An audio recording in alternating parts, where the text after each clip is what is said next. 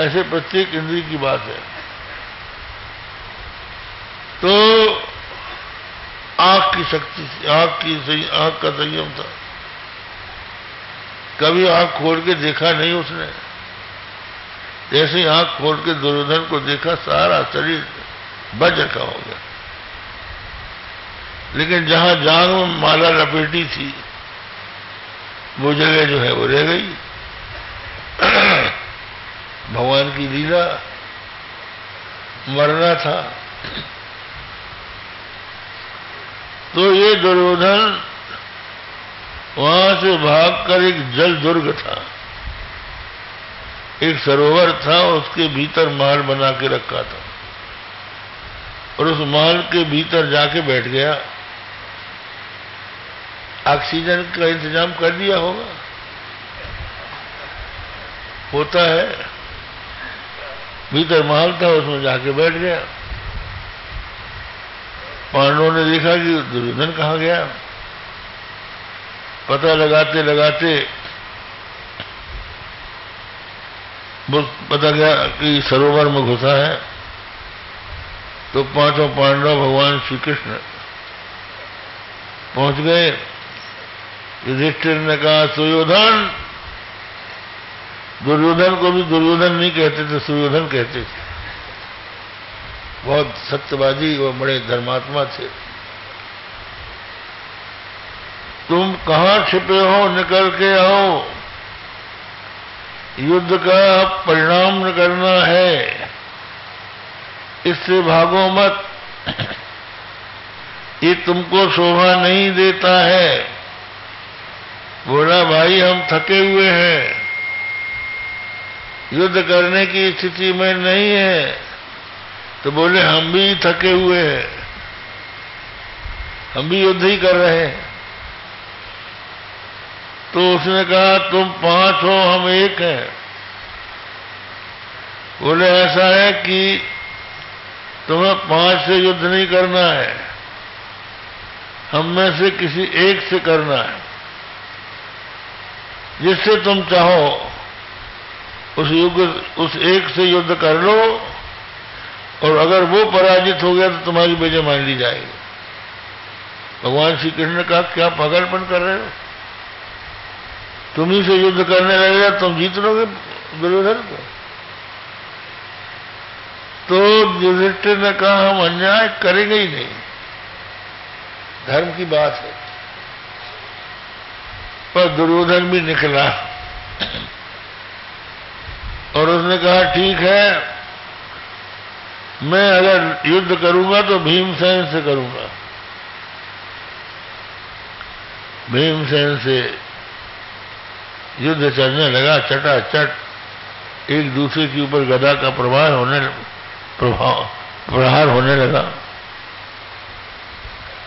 दुर्योधन के शरीर वज्र का हो गया था, तो चिंगारी निकलती थी, लेकिन उसको चोट नहीं लगती थी। तो भीमसेन ने देखा, ये तो मर ही नहीं रहा है। भगवान की ओर देखा तो भगवान ने जांग की तरफ इशारा कर दिया, तो महाराज भीमसेन ने जांग में गदा, तो जांग टूट गई, गिर पड़ा। इतने में बलदेव जी आ गए वहां। बलराम जी तीर्थ यात्रा के लिए गए थे, महाभारत युद्ध बीच में हो गया। जिस समय ये भीमसेन का और दुर्योधन का युद्ध हो रहा था, उस समय वहां पहुंचे और देखा कि दुर्योधन की जांग टूट गई है। तो बलदेव जी बोले, अन्याय है ये, कमर के नीचे प्रहार नहीं किया जाता है। बात यह है कि ये दुर्योधन जो है, ये बलदेव जी का शिष्य था। बलदेव जी ने इसको गदा युद्ध सिखाया था, तो अपने शिष्य के प्रति ममता तो होती है। तो कहा, यहाँ अधर्म की बात करते हो महाराज। भगवान श्री कृष्ण बोले, भाई जी, जब सभी महारथियों ने मिलकर अभिमन्यु को मारा था, निहत्थे तब इनका धर्म कहाँ गया था। एक अनाथ जो द्रौपदी का चीर हरण कर रहे थे तब इनका धर्म कहाँ गया था। सब जब दिखाया भगवान ने कहा अरे तेरी ऐसी इच्छा है, अब हम कुछ नहीं कर सकते, हम जाते हैं।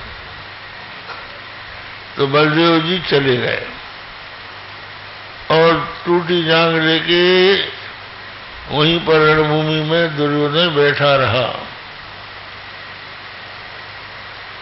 चील, गीद, सियार, कौए सब घेर रहे थे, अपनी गदा पटक पटक के उनको भगा रहा था। इसी बीच में अश्वत्थामा को उसने सेनापति बना लिया। अब तुम का हमें मरने का उतना दुख नहीं है जितना कि पांडव राज्य करेंगे, इस बात का दुख है। ऐसे भी लोग होते हैं कि भले ही अपने मर जाएं लेकिन दूसरे को सुखी नहीं देखेंगे। पर अकाज लगी तनु पर हरि, जिमी हो पर किसी दर गरही। कहते जो खर होते हैं, खरन हृदय अति ताप अभिषेकी, जरही सदा पर संपत्ति देखी। जो खर होते हैं उनके हृदय में इसी बात का दुख होता है कि सामने वाला रोता क्यों नहीं है, ये क्यों हंसता है, यही उनको दुख है। वो दूसरों की संपत्ति को देख के जलते हैं और भले ही अपना नाश हो जाए लेकिन दूसरे की हानि होना चाहिए। कहते हैं एक व्यक्ति था, वो तपस्या करने गया, देवता प्रसन्न होकर सामने आया तो उससे पूछा क्या चाहते हो। बोले जो हम चाहें वो हो जाए, जो हम इच्छा करें वो पूरी हो जाए। तो हो जाएगी, वरदान मिल गया। घर आया, गांव का रहने वाला था, कुआं गांव के बाहर था, वहां से स्त्री पानी ला रही थी। उसका दुख देखकर उसने संकल्प किया कि हमारे आंगन में कुआं हो जाए।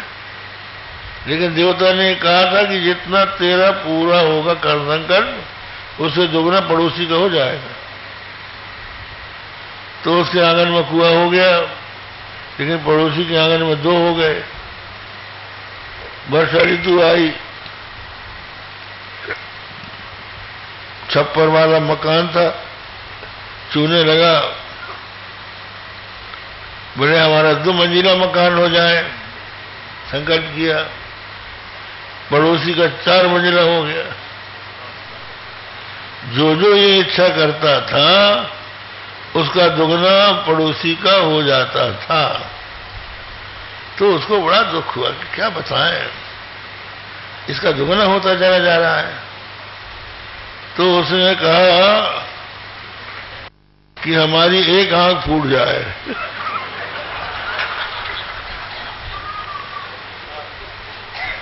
हमारी एक फूटेगी तो पड़ोसी की दोनों फूट जाएंगी। ऐसे लोग होते हैं। पर अकाज नहीं, दूसरों का नुकसान पहुंचाने के लिए अपने मरने की भी चिंता नहीं करते हैं लोग। ऐसे ये दुर्योधन था। तो अश्वत्थामा सोचने लगा अब क्या करें। रात का समय था। एक पेड़ के नीचे बैठकर अश्वत्थामा कृतवर्मा ये लोग सोचने लगे कैसे पांडवों को जीतें, भीमसेन को कैसे मारें। युद्ध में तो उनको जीतना बहुत कठिन है। तो उन्होंने ये देखा